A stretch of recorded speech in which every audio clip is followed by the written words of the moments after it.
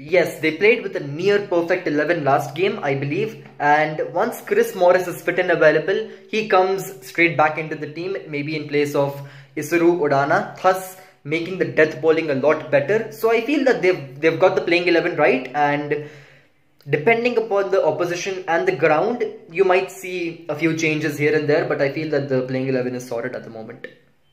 Regarding whether RCB have got the 11 right finally, I'm still not 100% sure whether it's the best 11 for them, suited for all conditions. But what I feel with this composition, with Sundar bowling in the power play, it is the best utilization of him along with AB keeping. What they can do is they can play two overseas bowlers every time in the match, which helps to make their team more well balanced and well rounded.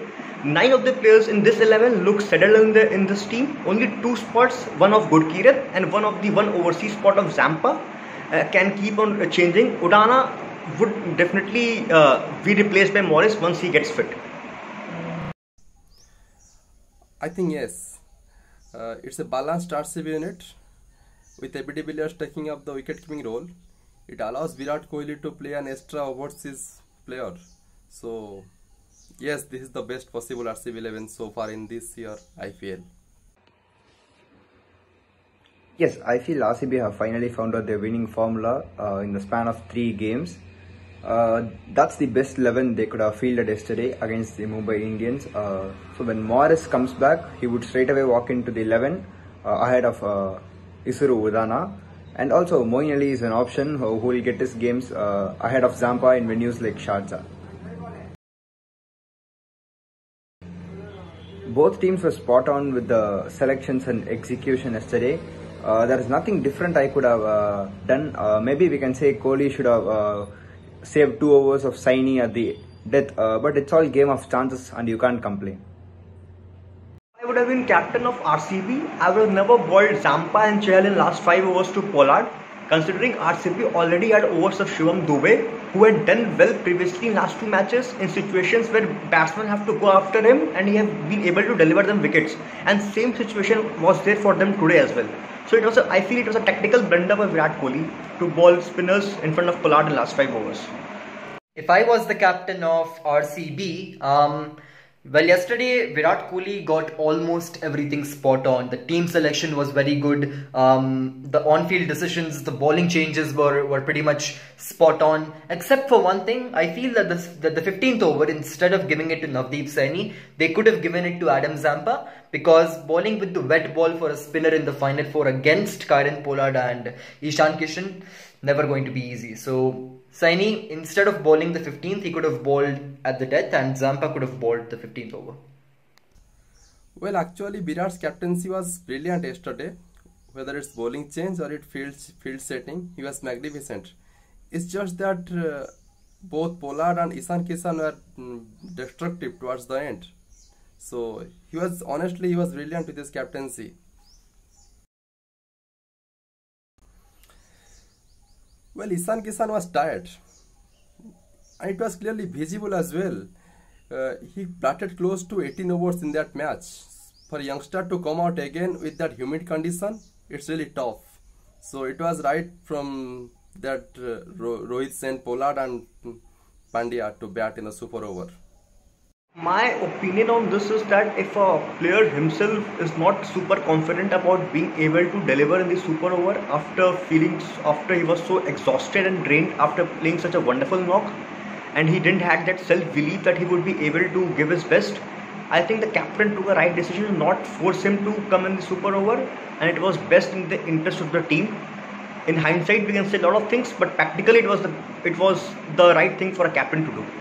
Yes, that definitely is up for the debate, that why did they not send Ishan Kishan. But number 1, Ishan Kishan could have been tired, and number 2, Pandya is, one of the best strikers of the ball in India, and the Mumbai Indians back his hitting abilities as well, as Rohit said in the post-match presentation. So in hindsight, yes, when you look at it, you can say that probably sending Ishan Kishan would have been a better thing, but I feel that Pandya was not a bad decision at all. Yeah, Rohit clearly stated that Mumbai Indians wanted to play Kishan at the super over. but it was decision of Kishan to not come out and bat as he was dehydrated and drained. We all know how humid and hot the conditions in UAE are, and that too batting for such a long time over there. Dust drain. Even we saw ABD Villiers not taking the field to get his man of the match award. So that's the kind of situation they were in, and you can't complain on Kishan to not take the field. Rohit, Pollard and Pandya definitely the three best hitters of their side. They should have delivered yesterday, but unfortunately they weren't able to do it.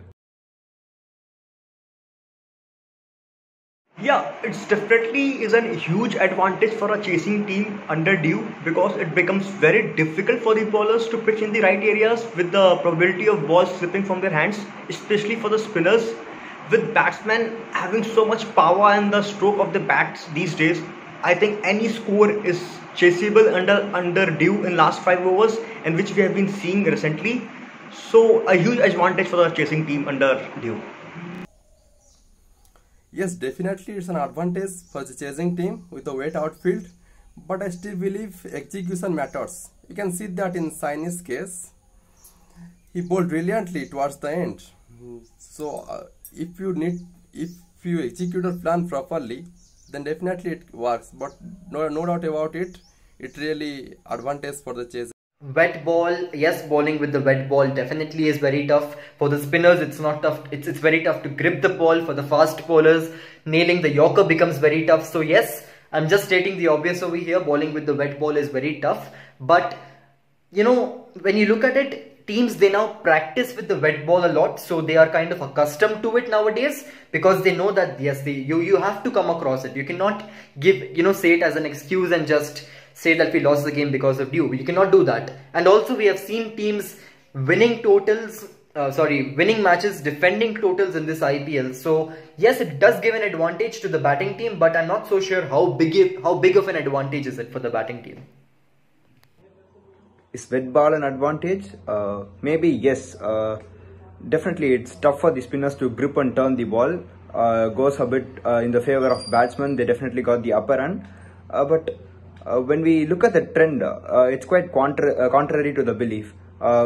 In all the games that have happened in Dubai so far, there hasn't been a team that has chased the total successfully, where Dew has been a major factor in the second innings. So yeah, it all depends on how they bat. There is an advantage, but it's based on how you utilize it.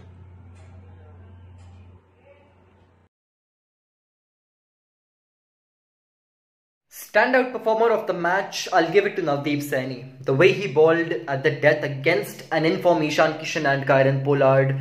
And again, going back to the previous question, bowling with the wet ball at the death is never easy. The ball is coming well onto the bat, and the way he bowled, especially that super over, although it was with a dry ball, but the way he bowled it under pressure, executed the Yorkers, commendable. Apart from this, in hindsight, if we look at it, Shivam Dube's 27 of 10 was such important. So Shivam Dube, Navdeep Saini, I'll also take Washington Sundar's name because of his spell in the power play. But out of these three, if I have to pick one, I'll say it is Navdeep Saini. Team. Well, my standout performer is ABD Villiers. He came out to bat when Royal Challengers Bangalore was struggling, 96 for 2 in 13 overs. And they scored 105 runs in the last 7 overs.